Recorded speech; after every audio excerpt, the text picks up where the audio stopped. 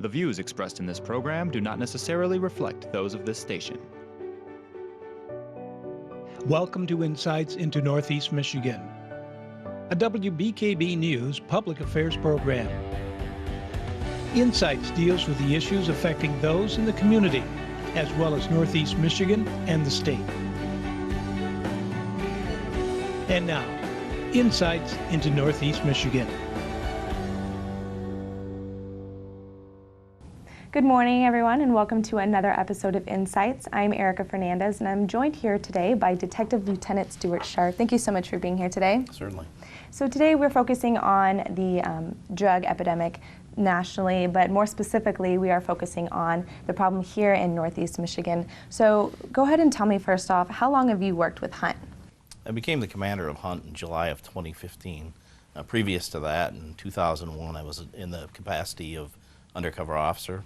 And I left after about 2 years to the Alpena post and held various ranks at the post. And again, in July of last year, I took command of the team. And since you've taken command, as we have also seen, there have been kind of an increase of arrests or drug busts and things like that. What are some common factors that you would say that you've seen with a lot of the arrests that have been made? Currently, the trend is synthetic opiates, and methamphetamine. Many years ago, marijuana was pervasive in our community, and now it is the opiate evolution that somehow has taken a stranglehold on our community, and it's just having horrible effects. And my team is committed to enforce every law and everyone that we can get associated with the delivery of opiates. So where do you think that it's coming from? Is it stemming from another state, a different part of the state? Do you have any idea? Geographically, our origin is generally Detroit, Saginaw, and Flint. That's not to say that Traverse City doesn't deliver to our area. Let's face it, our community and our populace is much more mobile than they were 20 years ago. Mm-hmm. So a trip for 3 hours, our vehicles are more efficient, get better gas mileage. And I think, quite frankly, parents are more tolerant of their children not being, and when I say children, young adults, mm-hmm. Not being at home.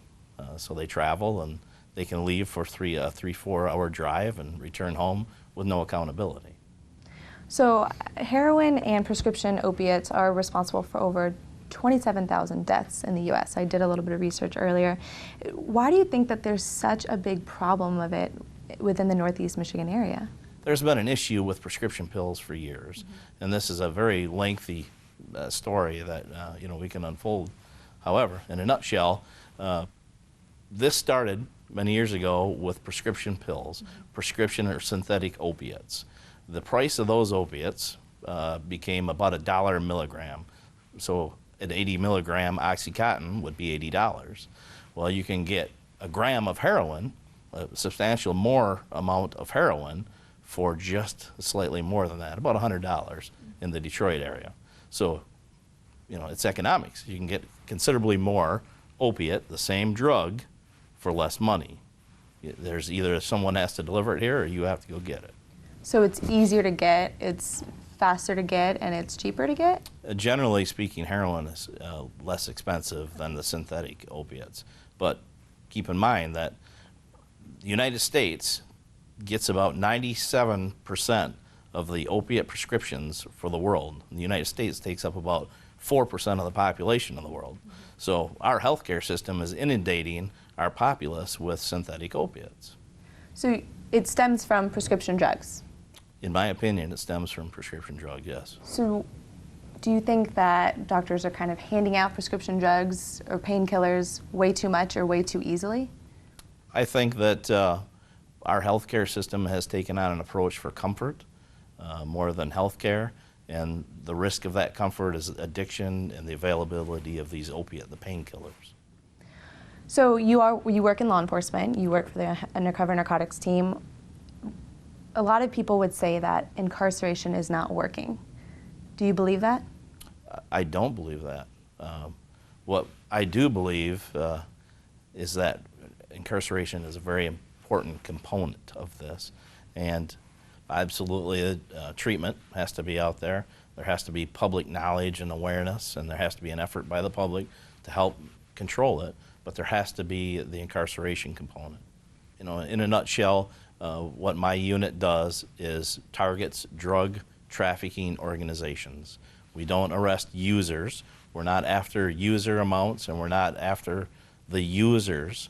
We're after the distributors. I am fully in support of any program that helps the users become no longer dependent, because once you reduce the demand, then the supply is going to suffer. And if we could get to a point where there were no drug dealers for me to arrest, that would be a great day.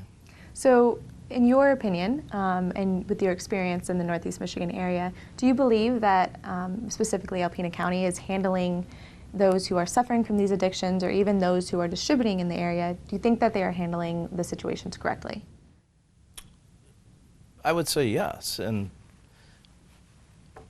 again, that's a long story. You have to have the availability of treatment, and generally, it's cost prohibitive to people. Or at least that's the excuse that I get when out on the street, is that they can't afford it. Well, I have a website. The Hunt team has a website, and on that website, we have resources for treatment. You know, there's drug court. There's a lot of opportunities in our community. Probably more so than other northern Michigan communities. So Alpena area, our region, I think does a slightly better job than most. So there is a opiate anecdote called Narcan, and I've heard that there are a lot of officers that are becoming more equipped with these things in order to help with overdoses. It basically reverses what happens during an overdose. Are your officers equipped with this? We are not, and it's simply because we don't respond to incidents as they're unfolding, if you will. So if there's an overdose that comes into Central Dispatch, my officers don't respond to that. Okay. We're not a traditional police agency. We're not first responders. So your first responders are going to carry that substance and be trained to administer it. They're the first ones that are going to be there and hopefully save a life. So what do you think, though, for that it's come to this point, that the officers actually have to be equipped with something like this? I can't believe that in my career we've gotten to a point where police officers have to carry a substance to reverse the effects of a drug overdose. I just can't even fathom that. All right, well, thank you so much for being here and for sharing all of your experiences with the Hunt team. Certainly. Stay tuned, because coming up next, I'll speak with Judge Tom LaCrosse, who works in the Family and Drug Court. Good morning and welcome back, everyone. I'm joined here right now with Judge Tom LaCrosse, and since we are talking about the drug epidemic in Alpena County, Judge LaCrosse, please just go ahead and tell me, how long have you worked for the Alpena County? For Alpena County, I've been on the bench for a little over 9 years. I've been a judge for over 9 years. Prior to that time, I was assistant prosecutor for juvenile affairs for, I think, about 5 years. So what are some of the issues that you deal with as part of your job? Well, in district court, I deal with all criminal actions that happen in the county of Alpena. They start here, okay? Felonies ultimately get to the circuit court level, but they start here. Okay. Misdemeanors are totally handled here. And then all civil cases where the amount in controversy is less than $25,000, they stay here. Okay. And so during your time with working with the Drug and Family Court, have you seen a problem or a consistent problem with some of these cases? Yeah, I've been an attorney for almost 32 years and have seen over that 32 years an increasing dependence on illicit or illegal drugs. And not only an increase in adults, but also in juveniles and young people, children as well. And two, I've seen the development of synthetic drugs. So in a sense, the badness has gotten more sophisticated in trying to bring more people into drug dependence. So what are some of the common factors that you've seen? I mean, are they usually the same type of age? Does this drug discriminate, or what do you see? Yeah, I think that we've seen a lot of variations in the issue of drug dependence, and those variations are negative. The development of synthetic drugs all by themselves. The bad guys are doing their best to produce a drug that is going to evade law enforcement and, again, get to that population of dependency, and they can make money, okay, and violate the law. Another variation that we've seen that is bad is the sophistication that drug cartels use to disseminate drugs all over the country, from different parts of the world, and produced here in the United States, and then, again, dissemination. And it is my opinion that the evolution of marijuana as having a medical use is destructive ultimately. And so many of the studies have said, and so many of the experts have said, that this is destructive. And yet our society chooses to make marijuana legal partially, the medical marijuana, and then totally for entertainment purposes in like the state of Colorado, for instance. And it's spreading all over the country. That's destructive from my perspective. So do you believe that the use of marijuana is actually maybe like a starting point, or it catapults them into using harder drugs? True enough. It really is. You get a young person, for instance, starting out with their first cigarette, and they move to their first taste of alcohol, and then they move to their first incident of marijuana, and then they go beyond that. And we've seen that correlation in many, many instances. So, is marijuana a gateway drug? Sure it is. Sure it is. It's a drug for sure. And is it a gateway to harder illicit drugs, illegal drugs? Sure. There's no question. So in your opinion, what do you think needs to be done to just completely stop this drug epidemic? Well, I think that what we're doing is law enforcement is becoming more sophisticated always. They're always attentive to that. The court system is moving from a purely a punishment response to a more of a drug court dealing with the issues that lead to the drug abuse. Family dysfunction, child dysfunction, historically an issue with the individual of dysfunction, and genetic predisposition to susceptibility to drugs or alcohol. We're dealing with that on a court level. And so that's a good response. That's a much, much better response than simply to incarcerate. Yeah, absolutely. So you guys are actually very interested in diving into the root of the problem and fixing it, not just throwing them in jail. Correct, correct. I was going to say society locally is really grabbed onto that because the employers met recently, a number of major employers in this area have met recently and have been willing to, under certain conditions, employ people who are in recovery but who have a history of addiction to drugs or alcohol. So our society, our local society, is really taking ownership of this problem and is willing to, step up. So do you think that the city or the county is able to fund these other types of programs or these other solutions? Do you think that maybe that's a reason why some other states are just throwing them in jail? Yeah, I think so. I think that there are varying degrees of funding. For instance, there's a lot of federal money, more and more federal money, state money and local money, okay? And the money is not going to come to you. You have to go after the money, okay? So locally, we're aggressive in doing that. We have state, federal, and local money helping us in our response to drug abuse. Now, should there be more? Of course there should be more effort, more interest in trying to eradicate the use of drugs and distribution of drugs in our area. We want to send a signal to those who would come into Alpena County that if you come into to our county with the notion that you're going to introduce illegal behavior, drugs into our area, you will be severely prosecuted for that, okay?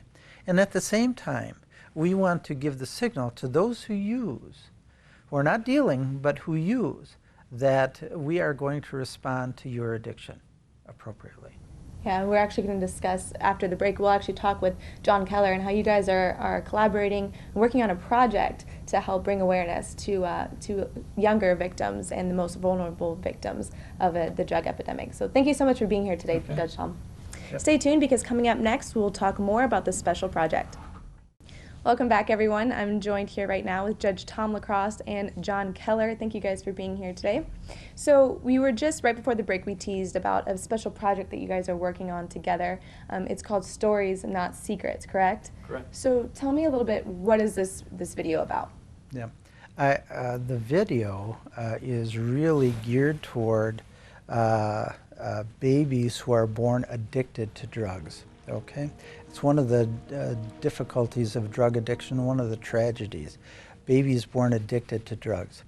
And out of that reality, several years, John and I have worked together, and we're frustrated by that reality. Babies born addicted to drugs, and then seeing parental rights terminated to those babies because we couldn't help. You know, the person couldn't be helped beyond their addiction, and thus put the baby at risk, continued risk. With that frustration came the suggestion, the strong suggestion, that we need to educate the public about this issue, number one, and number two, offer hope to those individuals who are addicted to drugs, who may be pregnant, and that there is a way to recover and save the suffering of that baby. So that's where it emanated from. So tell me, what is the video? What's the story that it follows? The story really talks about the drug epidemic in Michigan, northern Michigan, and the Upper Peninsula in particularly. And it talks about how this impacts babies. Mom's prenatal drug exposure doesn't stop with mom. That's passed on to her unborn child. For example, in the period between 2013 and 2015 in Alpena County alone, we had 17 babies that were born that were suffering some form of drug addiction, or drug withdrawal. And quite frankly, that's 17 too many. And it's not a pretty sight when a baby has drug withdrawals. They're highly agitated. They don't sleep very much. They have to have a lot of low stimulation, have to be in dark places. And the withdrawals that they go through, it's not pleasant for an infant. So you guys saw that this number was rising, and you decided we need to make a change. We need to do something about it. Yeah. In the country, there's approximately 25,000 babies every year that are born exposed to drugs, and every year, you know, we're sensitive to the Flint crisis causing birth defects, and that's true. That's true. That's a tragedy. But there's another tragedy, and that's babies born addicted to drugs, and we have to respond to that. So, and we have locally, and it's a really good thing because. Again, as we have said before, what we realize is that Alpena takes care of its own, and we take care of our babies. So I did a little bit of research earlier, and I found out that on average, one baby is born dependent on opiates every 19 minutes. So in your opinion, and after working on this project for many years, what is the solution? Oh my, the ultimate solution is for people not to use drugs. Any time in their life, but especially if there is the possibility that you'll be pregnant, you know, then you should not involve yourself in this risky behavior.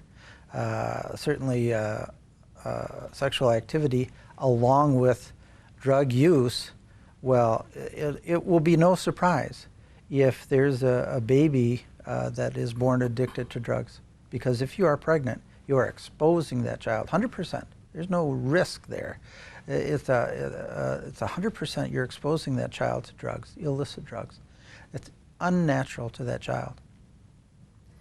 I think the best treatment option for moms is to recognize this early on. There's not going to be a stigma. They may feel like there's a stigma because they're harming their child, but we want them early on to recognize that this is a significant issue not only for them but for their unborn child, and to seek help right away. We have treatment facilities, outpatient, inpatient. We have multiple agencies that are geared to helping moms early on, but it's critical that they do this early on in their pregnancy and recognize that. The whole point of this video is to offer a message of hope that there's another way to stop doing drugs and seek treatment, so that not only helps mom, but importantly, it helps the baby as well. So you guys have both worked with many of these situations, I'm sure, in both of your professions. So does this hit close to home for you guys?